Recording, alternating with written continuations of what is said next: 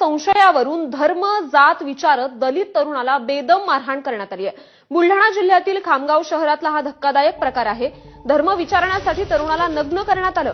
मैदानात मारहाण केल्यावर गायींसोबत त्याचे नग्न फोटो व्हिडिओ काढले। त्यानंतर तरुणाचं अपहरण करून त्याला 3 किलोमीटर लांब नेत तिथे देखील मारहाण करण्यात आली।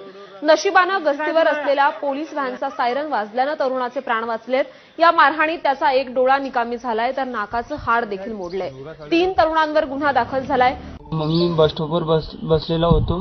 तिकडून दोघं जण आले, मला विचारलं की हा ॲड्रेस कुठे आहे। त्यांना म्हटलं मला माहित नाही। ती शिवीगाळ केली त्यांनी आणि म्हणजे बहसबाजी झाली तिथं। तर त्याने मला उचलून डायरेक्ट गाडीवर टाकले। मी फोनवर बोलत होतो।